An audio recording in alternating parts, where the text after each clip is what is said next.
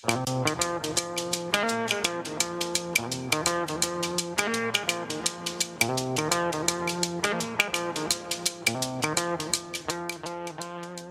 evening and welcome to K-Squid's Talk of the Bay. We're here every weekday evening at 5 o'clock with some local information and news for you. And today our topic is Iran. I'm your host, Rachel Ann Goodman. It's my pleasure to be here behind the microphone on community radio this evening to talk about things happening in a faraway land, but it affects people all over the world. And we have some of those people here in the studio and on the phone with us today. And that is Iranian Americans. I'm here with Elnaz Sarbar. She is an activist, a student, and a local resident here in the Monterey Bay, has been watching events very closely in Iran. Welcome, Elnaz. Hi, Rachel. Thank you so much for having me today. Thank you for being here. And I know it must be incredibly upsetting to watch what's happening there. And I want to ask you, you have family there still, right? Correct. Yeah, my brother's there. He's the closest family member, my father. And I was part of a huge family. I had 40 cousins, and a lot of them are still there, a lot of aunts, a lot of friends. I lived in Iran until I was 28 years old, so you can imagine high school friends, university friends, work friends, everybody. A lot of people are still there. It was really hard not to hear from them for 2 weeks. Once internet went dark on Thursday, January 8th, there was no way to connect to anybody. We couldn't call on the phone. You couldn't do Telegram, WhatsApp. Everybody was dark, and there was images of a trauma unfolding, a massacre unfolding in Iran, and you had no idea if your loved ones are safe or not. That must have been horrifying and terrifying at the same time. Now, we have a friend of yours. Would you like to introduce Azadeh? Sure. Azadeh Sanjari is also from Iran. She is a data scientist and an activist from Iran. She's an education advocate. We knew each other barely from Iran, but she's been in the Bay Area for a few years now. She also has family and friends in Iran, and I'm so happy that she's here to talk about what's happening in Iran. Yeah, Azadeh, thank you for being here with us. Hi, Rachel. Hi, Elnaz. Thank you for having me, and thank you for having this program for people in your area to learn more about what's happening in Iran. Thank you for being available. What do you know about what's happening in your world, especially with your relatives? What have you heard? So as Elnaz mentioned, I have also a big family in Iran, cousins, aunt, uncles, and friends. And also because we have, we run an NGO in Iran regarding improving the education. We have people who worked with us during last years that we are not aware of their situation in Iran. I'm so concerned because I don't have any contact with them as internet is shut down, and they don't have access to internet or phone call to call us here in U.S. So as much as I'm concerned about my family members, I'm concerned about people who were working with us in the education section as volunteers. And I don't have heard anything from them since starting the demonstration in Iran. That must be incredibly stressful not to know one way or another. It is very stressful, especially that in that area that we were working, there's been a lot of shotguns and dead people reported. So I'm not sure if they're alive or not. So I'm very concerned about their family, their relatives, as my families. They are like my families, the people that we have worked with them for so many years. Hopefully they're alive, but I don't have any information from them. Elnaz, you were saying that there was a story about one town where the marketplace was set on fire, and when people escaped, they were shot. Can you tell, how did you hear about that and what happened there? That's actually Azadeh's hometown, so I would prefer that she would talk about that. If you, I guess let me just give a little instruction that despite most of the internet being disconnected, there were some people who had Starlink at the beginning of it. That was kind of squished later. I think they were working 80% at the beginning, then went down to 20%. So there was a little bit of trickling of information and videos coming from Iran. And then there was people who left Iran after the demonstration. So we have testimony of those people. And then now we have phone connections. And I actually would like Azadeh to talk about that story because that's her hometown. If you will, Azadeh, please. I know this is hard. Sure, yeah, definitely. So as Elnaz mentioned, I'm from Rasht in Gilan province, a green region between the mountains and the Caspian Sea. So I want to begin with what happened in the main market of Rasht, or as we call it, the Rasht Bazaar. This is not just a marketplace. It's the heart of the city. It's the living space, a daily gathering of farmers and people and families shopping and eating food. It's also a place of ancient buildings with very narrow passageways. This is very important. But like small local restaurants where people come to eat traditional food. So if you visit Rash, the bazaar is a must-see. It's part of the city's identity. That is where the fire was set by the government forces, including the Islamic Revolutionary Guard. What I'm about to share is the testimony of eyewitnesses who were present during those nights, and they were in Rash at those nights. Well, I think it's a good time to go to break and just remind people you're listening to K-Squid, KSQD, and Talk of the Bay. We're talking about what's going on in Iran. And there's a lot of videos. We can't show them, but we can play audio from this. Would you like to cue up what we're going to listen to? You want to introduce one of them? This one is Long Live. Oh, okay. So we are going to listen to some people chanting in the street of Iran.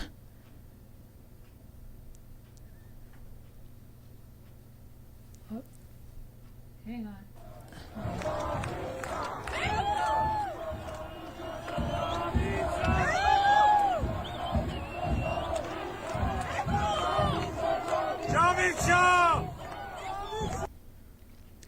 Right. So this is streets of Iran. So maybe like while we're waiting to connect back to Azadeh, I can give a little bit of a story of events and what they happened. Because this, we have been protesting in Iran in many, many different years. And 2009, 2020 was a big one with like everybody heard about Mahsa Jina Amini and the uprising that happened in Iran in the next 6 months. And then this round of protest started at the end of December, and it was an uprising that, in contrast to many of the uprisings started by people from Bazaar, with businessmen who were fed up with the economic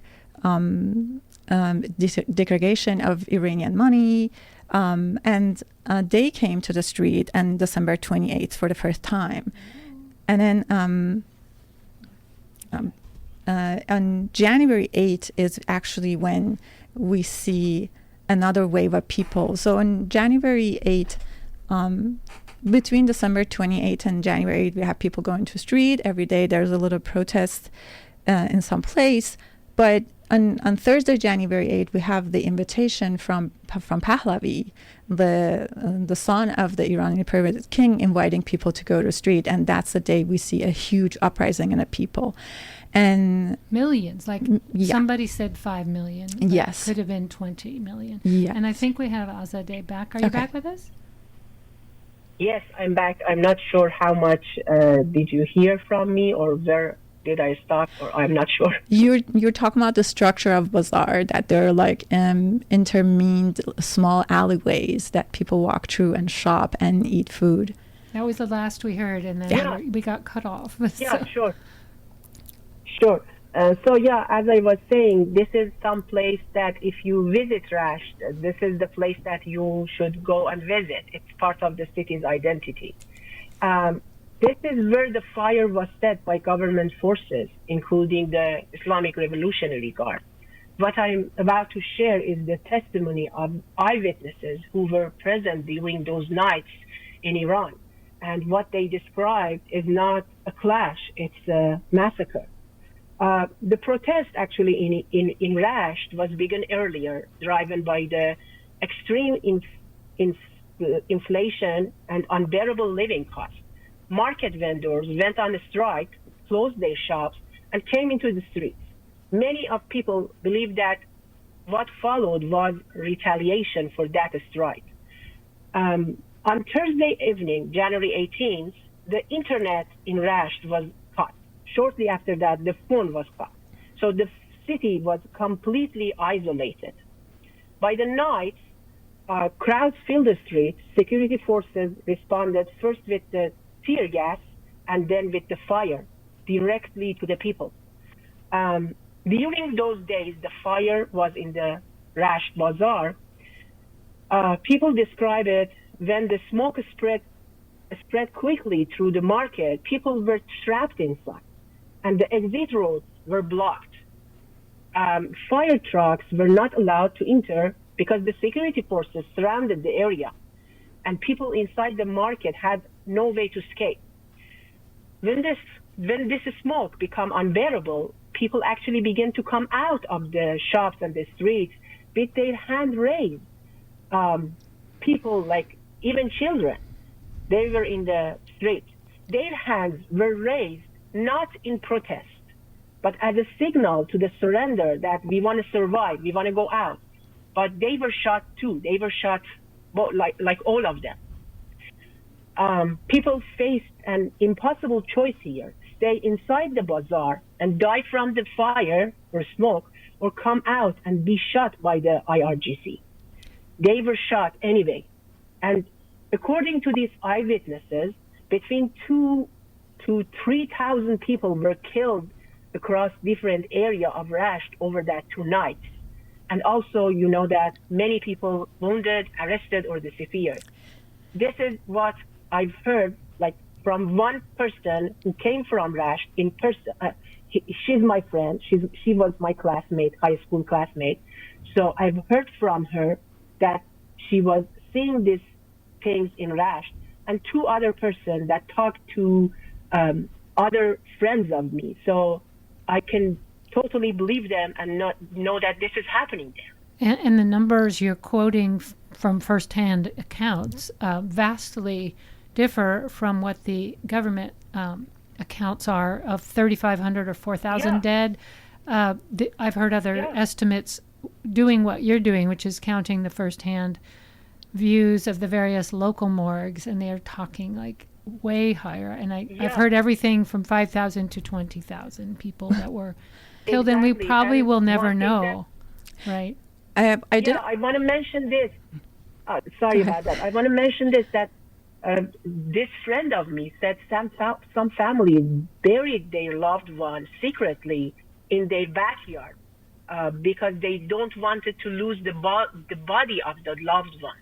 So many of these deaths will never appear in official records or documents. I heard people were being told they had to sign something to release the body from the morgue to bury them as well. I don't know what it said, but it was fairly coercive, I heard. They actually said that you either have to pay bullet money, so you have to pay some money. The numbers were between $2,000 to $5,000 to get the money. And if you couldn't pay, they said you can sign a letter saying that your loved one was Basiji, was part of the militia, the paramilitary group in Iran. So actually was one of them that, was killed by not protesters, but the rioters. So they actually tried to say this was rioting, this was instigated by, United States and Israel, and people got money. And so they tried to portray in a different story, but, it's not true. And as in terms of the numbers, I was just listening to an interview this morning. There's Professor Amir Parasta. He is an Iranian German eye surgeon in working in Germany, and he explained where just numbers we hear from Sunday Times coming from. He said he was been working with a medical crew inside Iran, so he was in touch by phone or Starlink with people inside Iran and asking them, look, how many bodies came to hospitals, and they collected numbers from different cities, and now so he put this estimate of 15,000 to 20,000. But he was also explaining that when they were doing this estimate, the standard is like there are some bodies who never come to the hospital, and usually count 20% for what amount of bodies don't make it to the hospital. And based on what Azadeh is saying, that people are afraid of their loved ones being snatched, so they bury them in their yards. Or also there's reports of the IRGC or the security forces just collecting bodies from the street. They would never make it to the hospital to make it to account. They were just taken directly to the morgues. It's like this number, this 20% is not the accurate estimate. And his personal idea, he was said like, I'm just trying to separate personal from scientific way of looking at this. He was saying personally he thinks there's upwards of 60,000 people who died during these protests. Just to get a perspective on what this means compared to other protests, they have been brutally cracked down upon, but the last one where you came on the radio and talked about this was started mostly from young women. Yeah. And it was in response to the killing of Mahsa Amini, who was in custody by the morality police for the audacity of uncovering her hair. So that protest was in 2023? 2022. Yeah. So, yeah. But they didn't open fire with machine guns on the crowd. There were a few people killed, but this is so far above. This is what you're calling a massacre. Yes. This is in a different level, and I think the reason it's in a different level is the fear in the government that this is it. This is the Iranian people taking over, because as you said, 5 million, there was an estimate of 5 million coming up to the street, knowing that they could get killed, knowing that they could get arrested, knowing that they could be shot at in the face, in the eye.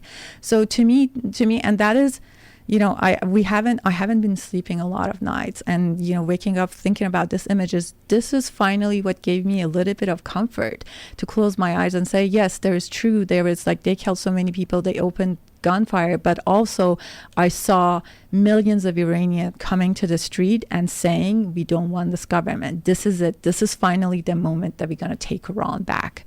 And I don't think this is the end of it. I think the people is going to keep going and going until we succeed.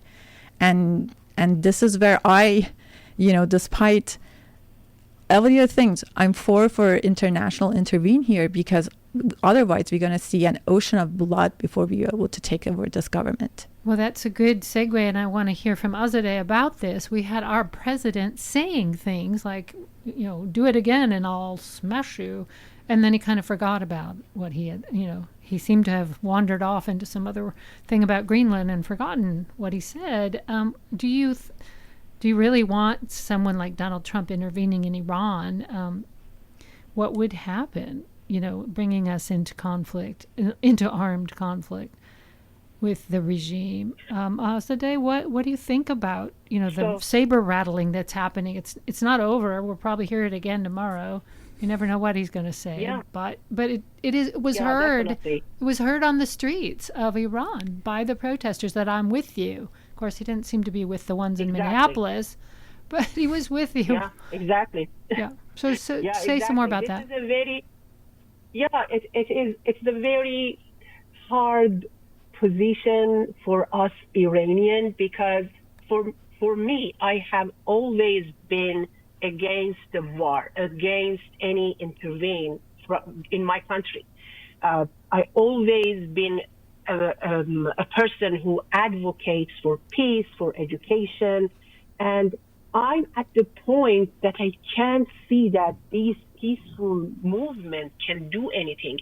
And also the life of thousands and thousands of Iranian people in danger. You're against to intervene because you don't want people killed, right?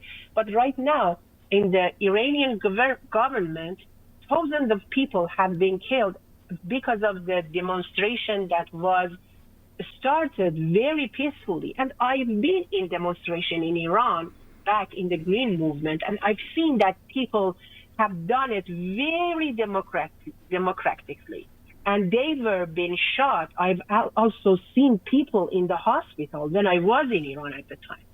At this time, I can't see any other way of changing this government that is killing people in even peaceful demonstration.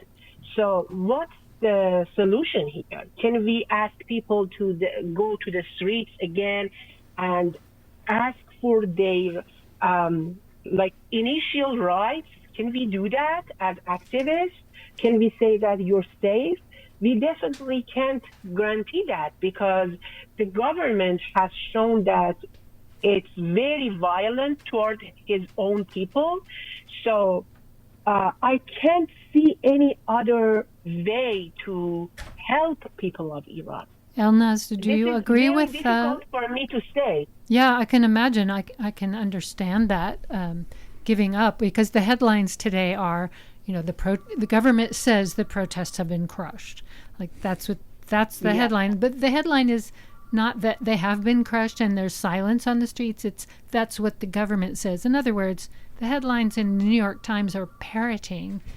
Now, in the article itself, that's not the main focus, but in the headline, that's what they're saying. Yeah.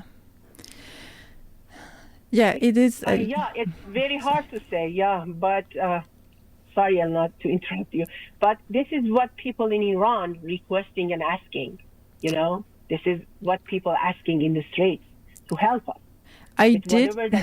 Actually, when Azadeh said that, I did see a video with somebody running away from being shot at, and he was yelling in English, "Help us!" And it is a very hard situation. As I said, I don't believe that there's nobody could conquer Iran. I think maybe there's some limited military actions that could help Iranians take over. But I think at this point, Iran's not United States. People don't have guns. There is no way for Iranians until blood of millions. And this regime has no trouble killing millions in Iran before Iranian people can take over without any sort of support. But would you trust our president, who seems to have been the kingmaker? He takes out the president, he kidnaps the president of Venezuela with no plan about what to do afterward. Right. And then the same people are still in power. It was what we could get out of that, or what he thought we could, it wasn't about the Venezuelan people. So ask them if they're happy so far in the next couple of weeks, how things are going there. I know that I can understand why something from outside would be very attractive, but I also want to caution people about who they're asking into their backyard. Absolutely. That's a very valid concern, and actually a very, very good question in terms of where is this going, what's going to happen next, right? And I think we are getting to a point that we kind of have some sort of a plan, right? We talked about briefly about the son of the previous king, and I'm getting, if you asked me 2 years ago when I was on your show that are you going to support this guy, I would have told you no. But I'm getting to a point that say, yes, I might support this guy, and I'm not monarchist. I don't believe in any of that. I even laugh at British people that have their, congressional monarchy, but he said that he doesn't want to be a king of Iran. He wants to help people go from this regime to a democratic regime. He actually talked about having 4 pillars to go from here to there. He said he has a plan for the first 100 days of this. He has been working in recruiting current military of Iran into a next some sort of organization who could help run the next government. He has said he believes in 4 things. One is the integrity of the Iranian territory. The second is, I'm just going to look at my notes so I don't misrepresent this guy. In respecting the Iranian ethnics, separation of religious and states, and forces Iranian people to select their own democratic government. So he has talked that. He has also mentioned that if the situation comes up, he is willing to go back to Iran, lives his life in the United States, and going back to Iran to lead Iranian people to where they want to go. And from what I've seen, and it's hard. You never know what somebody does when they get to power. But I'm hoping and I'm trusting this man to stay true to his word and be honest when this happens. And it is, of course, not many Iranians behind it, but he has some popularity in Iran. So there was this survey that was run by an organization in Netherlands. It was run from people inside Iran, and they did ask about different things, about how much the regime has popularity and stuff like that. And one of the questions they had was between the political figures in Iran, who has support. 30% supported Reza Pahlavi. 6%, which was the next best, supported Tumaj Salehi, which is a worker activist and a rapper. And he was in prison. He was sentenced to death, and there was an international effort to save him, and he's finally out. And then the third person was Narges Mohammadi, the lawyer and human rights activist who won the Nobel Peace Prize. So this was, 30% versus like 6% and 7%. And I had friends who went from 6-7 years ago supporting of him. And I was arguing with them. It's like, you're wrong. But I'm getting to the point that this might look like an option. This might be the best chance that we come from, say in Persian, from well into a little like shorter hole that we could take ourselves out of. So it might not be a total solution. It might be like stopgap, we get rid of the regime, and we have a chance to maybe build a society that take itself to somewhere better. And also, maybe he didn't know himself that, how much support he has, but the majority of people in Iran went out on January 8th, and that's when he had his statement invitation for people to come. And I read a note from somebody in Iran who went to the protest, and he was saying like, yeah, I went to the street, there was a lot of people here, there was young, old, blah, blah. Some people were chanting, giving, for Shah Pahlavi. And I was not chanting with them during that time because he didn't believe in him, but nobody was also yelling at me, why aren't you chant in support of Pahlavi? And I was not yelling at them, why are you chanting? So there is a chance that, we could build a coalition behind this man to go somewhere else. And I guess at this point, I'm hopeful and I'm supporting with that. So going back to what you asked a little bit, we did a loop around earlier. Yes, maybe a military support that could help Pahlavi get to power and get to the transition of power is be a solution that we could rely on. It's a very tough situation because you have a very loyal guard, the guard of the main ruler, and they're religious zealots, so they're willing to die for their cause, and they're not going to turn. But it's the other military they're hoping will, and that's what we're watching.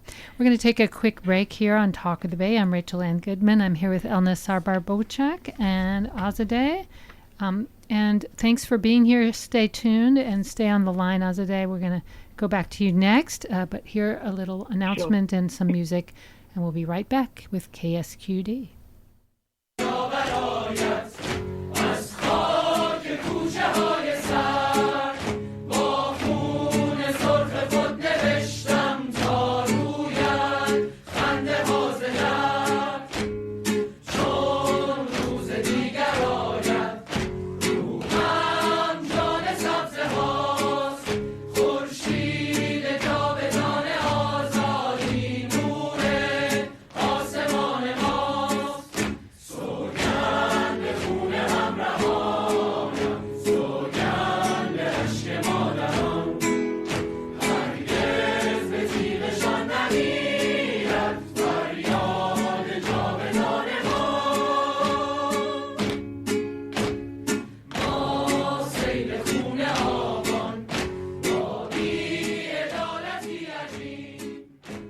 Voices of Iran, as we reflect on what's happening there with two people who are local to the Bay Area and Santa Cruz area, but are from Iran. There's a pretty big expatriate community here in the Monterey Bay, and we're speaking to two of those folks on their perspective on what's happening in Iran. One thing that must be really true, and tell me if I'm wrong, is just being here while all of that's going on there and feeling helpless in a way. I mean, it's kind of like how we feel looking at Minneapolis, just how can we do something? So what are you doing to be involved? Let me start with Azadeh and then Elnaz. Sure. As you mentioned, it's very difficult when when your loved one and your family member and also your people are in a country that they were shot and killed, and you can't even know if they're alive or not. So it's a very hard and tough situation. The things that you are doing right now, it's very important for us, for the Iranian community. You are trying, you're giving us a platform to talk about what's happening in Iran. And it's very important to hear different voices because right now the internet is shut down in Iran. But some special people, like people who have been hired by the government, are active in Twitter, X platform, to the Twitter before. So they are talking about what's happening in Iran from the government perspective, not the people's perspective. So they are trying to like spread the misinformation about what's happening. So it's important to have the platforms like you to talk and hear about people's experience, like the eyewitnesses, the people who have family and relatives in Iran. So it's important to be heard by the people here to reflect what's going on in Iran. And also, as Elnaz and we were talking about it, it's very important if you have Persian friends, just call them, message them, and talk to them. I have a friend that I have not talked to her since 10 years ago when I was studying in Bloomington, Indiana, and she messaged me and asked me that how's the situation for me and my family in Iran. And I was like so depressed at the time. And when I saw her message, I thought, okay, someone is feeling me, feeling my pain. And it got me so happy and it was very heartwarming for me when she asked, how's my family doing? You know, I thought I'm not alone. People are hearing what's happening in Iran. So from the personal perspective, like reaching out to your Iranian friend and asking how they doing or their family doing, it's very important. And from the social and political perspective, it's very important to have the platform to talk about what's really going on in Iran. Thank you for saying that, because I was so disturbed that the New York Times headline was Iran's protests have been completely squashed, says government. You know, it's like, yes. Can you do anything but just quote the government of Iran, of all places? Why don't you see if you can get someone else to talk to you? So we're very glad we have the freedom of speech in this country to give a platform, because this show goes anywhere that the internet will go, and hopefully there are some people able to tune in from there, or at least say that people are talking about this in the United States. Elnaz, how about you? How do you connect with this and feel like you are doing something? Being here is great. Thanks for having us again. I can't tell you enough about this, that it means so much to give us a platform, especially when Islamic Republic puts all resources behind what they're doing. You know, it's so sad. We listened to the UN security nation when Russia was copycatting everything that the Iranian government was saying. And, you know, I kind of wanted to be in Iran at that moment so I could scream and yell my disappointment about all the oppression that I endured during being in Iran at the streets, because you know, you have been living in a situation when you can see some lie, some injustice, and you can't even shout because you're afraid of your life, right? This has been the situation in Iran, and I lived through that, and it would have been interesting to be in the street and be able to yell that. But I do have a 3-year-old, so it keeps me being connected, grounded here. I do want to talk about things. You know, you mentioned Trump, and like, yeah, we don't trust Trump, but not always. Terrible people might do some good things here and there too, right? And I kind of want to say this, that yes, what us Iranians gonna be free of it, but think about people in Ukraine, right? Iranian government gives Russia drones to kill Ukrainians, so they would be free. Lebanon, right? Hezbollah in Lebanon is given money by Iranian government. The militia in Iraq, people of Palestine, nobody's going to feed Hamas, so hopefully it's going to be more move forward. So anybody who wants peace should want this happen. And then going back even to the United States, like, if Iran has a better government, we're going to have more oil, less sanctions, less price of oil. Maybe we could do less offshore drilling even. Like, you know what I'm saying? There's a connection to all of it, right? There is a connection it's all in connected, there. yeah. Yeah, as much as we want this, everybody else in the world should want this too. Well, you can talk to your Congress people, Jimmy Panetta, or the various senators that represent us, and tell them how you feel about things. And I just want to thank you both for being on the show today. Appreciate your time and thoughtfulness. And if people want to reach out to you, you can write to us at the station. We'll pass on an email.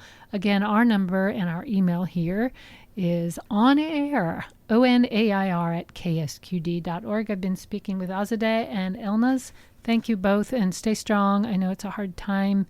We are with you, and I hope the news is good, at least for your families when you do reach them. I do actually had my friend brother Yay. 2 hours ago. Oh. And I told him I'm gonna be on radio. What do you want me to say? He said, tell them that he didn't dare to go outside of the house when the dark came. Right. He couldn't. I'm glad he's still with us. Yes. And able to call you. Thank you. Thank you so much for having us. Thank you both. Thank you. Thank you for having us. Thank you. Absolutely. Talk to you soon, I hope. This is KSQD Santa Cruz, and we have a city councilwoman who is Iranian, and her name is Shebreh Kalantari-Johnson. We're going to hear from her next about her experience and thoughts. I'm Rachel Ann Goodman, and this is Talk of the Bay. I'm talking with Shebreh Kalantari-Johnson, who is a city council member for Santa Cruz City Council. And recently you held a vigil for the people in Iran who were killed. Tell me about why you did that, and a little bit about the scene at the vigil. Sure. Yeah. Thank you, Rachel, for inviting me to this interview. First of all, appreciate the opportunity to elevate what's happening in Iran and here in our community. The vigil was held on Saturday at the Clock Tower. And actually, I had a young woman who is a student at UCSC reach out and just said, I want to do something. I just want to be in community. And I don't know you, but can you help me make this happen? I think she reached out on Thursday and the vigil was Saturday. So came together pretty quickly. And the Iranian Student Union at UCSC also joined in. So that's what sparked it. And I was feeling the same. I didn't know what to do, but I did know I just wanted to be with other people. Had you been watching some of the video coming out of Iran before they shut down the internet? I had been, yes. I had been watching before. And then as things came out, even during the internet shutdown, there were things that were leaking. And then, of course, over the last week, sort of incessantly. So let's continue the conversation about the vigil. How many people were there, and what were some of the things people did or said, since we don't have audio from the event? Yeah, sure. I'd say about 40 or 50 people, which was really, really heartening to see the community show up that way. Iranian Americans as well as non-Iranians showed up, and we had flameless candles and some candles that wouldn't get blown out by the wind, but it was meant to be literally a physical space where folks who wanted to could come together in solidarity, in unity, and hold a moment of silence. So I said a few words. The student, I'm not sure if she wants to be named, so I won't name her. The student who reached out to me said a few words, and we held a moment of silence. People held their candles. I did open it up just to see if anyone else wanted to say anything. One person, a non-Iranian, came and spoke about actually the statue that was that's at the clock tower, and gave a little bit of that history. And then we were there together, and listen to some Persian music. And, the event was supposed to be from 6 to 7. We started it at about 6:05.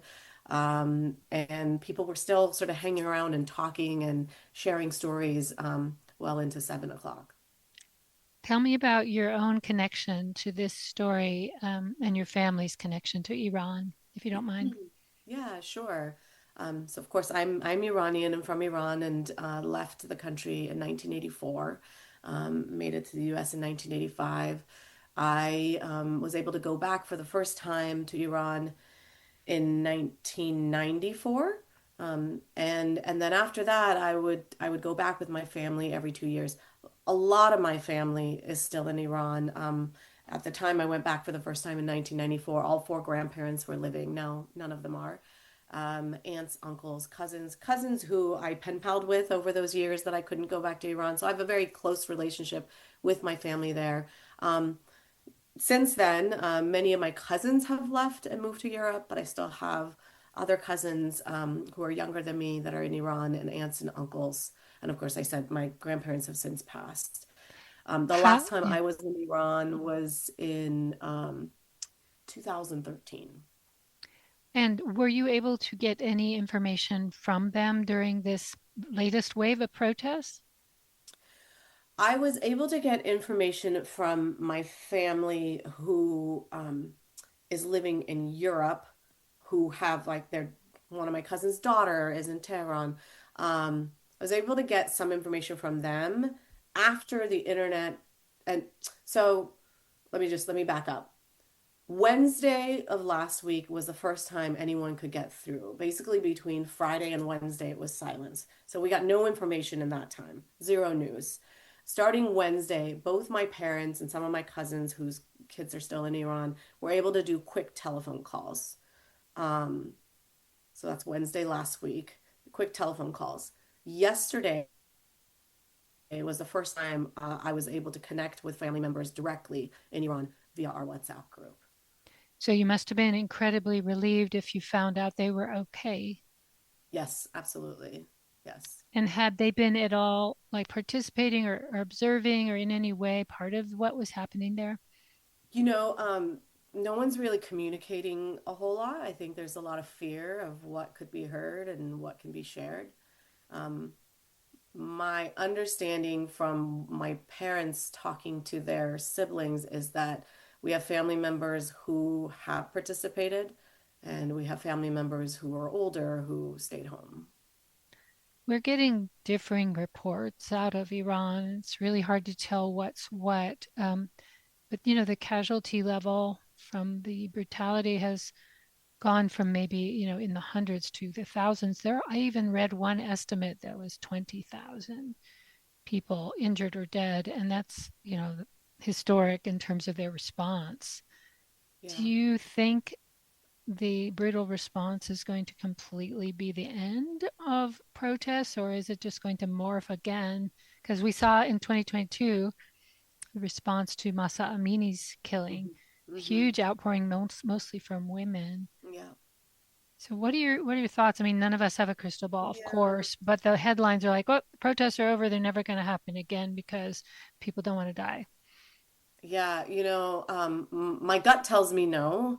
This is not the end. The people of Iran are fed up. 47 years of extreme hardship and oppression. And the young generation is connected typically, sees what the outside world looks like, and they want more. And when I say more, they want their basic human rights. The most simple things that I take for granted here, living here in Santa Cruz, California, United States, like they don't have that. So my gut tells me no. I don't know when the rise up will happen again, but this is a courageous people. This is a resilient people, and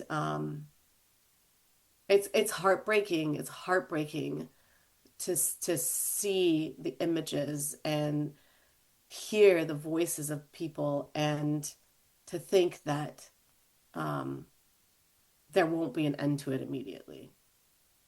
I have a friend and a former student who's going to be on the show, and she wanted me to ask you a couple of questions. Her name is Elnaz Sarbar, And she's been over there a number of times as well and been brave enough to take off her headscarf and walk in public and do other things to flaunt the rules and to protest. She wanted me to ask you what potential outcomes for the U.S. could result from a major political transformation in Iran. I think I would rephrase that as like we're watching a protest movement develop here. Maybe not the Yeah. same kind of crackdown, but we did have a Mhm. U.S. citizen killed Yep. in point blank. So, of course, we're not in comparable situations, but it does bring to mind the connection between, Donald Trump saying Yep. he was going to bomb Iran if Right. they didn't stop killing protesters, and then claiming they had stopped. So I guess I'll try to ask you more specifically about that piece of the story and Yeah. maybe how it landed on people watching Yeah. You mean in terms of what should Trump's response be? Is or that have been. Did has it been? play a Yeah. role in any way, good Yeah. or bad? I think so. I mean, I'm one person and certainly not a historian or involved in the politics of Iran, but what I'm hearing and understanding is that people did feel emboldened when that news got out that there is a call to go out and protest and help is coming. Um, and if you were to ask another Iranian, they would have a different perspective. There's lots of different perspectives of what the U.S.'s role should be or could be, or that we want it to be. Um, I personally want to answer this thoughtfully. I am not in support of our current administration. They have inflicted atrocities on the people here in the United States. I don't have trust in our current administration. I don't have trust that this current administration has the best interest of the people of Iran at heart and mind. And the people of Iran are everyday people, your average people. They don't have arms. And there's only so much that protesting and going out in the streets can do. Support is needed. I don't know what that looks like, Rachel. Yeah. Um, I mean, you Military have, intervention by a foreign country, we've seen historically in Iran, hasn't resulted in a positive takeover, right? We saw it in the 50s. And yet, here we are, very desperate. So I don't have a good answer for you. one of the things that maybe shouldn't have surprised me, but were the kind of callback to monarchy again, like that's going to Mm, save us. But I understand, if you've been living under a horrible theocracy, maybe monarchy looks better to you at that moment. And you had yeah. the son of the former monarch, coming out and saying, "I'm going to lead you," but then he didn't really have a strategy of where he was going to go with it. And he Yeah. thought that the military was with him, and maybe he was, but maybe they got scared at the last minute. I don't know. I think there's a lot at play here also with again, this is like totally just what I'm reading in the news, right? I have like zero expertise in this, but I think there's a lot at play in the region as well, and the role of Saudi Arabia and Saudi Arabia's relationship with the U.S. I don't know a whole lot about Pahlavi, the Shah's son, and what he's been up to. He's emerged over the last couple of years a little bit in Iranian social media and whatnot. I don't know what real power he has. I just, um, I don't know. Excuse me. I would think something could be done at this point right now if he did have power. Yeah, there's a lot of unknowns, and we're still getting information out of the country. So, um, the other question my student was curious about is what do you think that Americans could do, just everyday people, to support the people who lost family in Iran over this latest bout of crackdown brutality? What other things could they say to their representatives that might help, knowing what I they mean, know about, our legislators are wild supporters of Israel regardless of what they do. So maybe right. that's not a good first step, but people want to know what can we do because Yeah. Well, I would say human to human, reach out to your Iranian American friends and community members and just check in. Everyone will respond differently, but that's meant a lot to me when I've had texts and emails and phone calls from non-Iranian friends and family and community. So I think just that, do that. Um, elevate the stories that you see and hear. I try to use resources like Center for Human Rights Watch in Iran. I try to use reliable resources, but just elevate on social media and in your networks what you hear and see. I don't think this is over. I mean, just keep putting the news back out or putting the information back out. And then in terms of what our legislators and our representatives can do, um, don't negotiate with the regime. Freeze assets. This is, if they have any here, freeze their assets. Don't allow their family members to be here. I know the US doesn't have an embassy, but our partners and allies across the world, close down the embassies and just do not work with this regime. They are a regime, they are an oppressive regime. They are not a true government that cares for its people. At this point, that's what I would say. Thank you so much. Well, from our little town of Santa Cruz, there's a lot of Iranian Americans living here. So it's great that you were able to provide, and the student that you mentioned, provide a space for them to get together and grieve and notice that each other is going through something far, far away from here, but part of their homeland and part of their identity. So, Yeah. yeah, Yeah. thank you for doing that. And thanks for being here. Anything else you wanted to add before we go, Shebreh? I just appreciate you, Rachel, for doing this story and inviting me to talk to you. Great. Thank you for being here on Talk of the Bay. Appreciate it.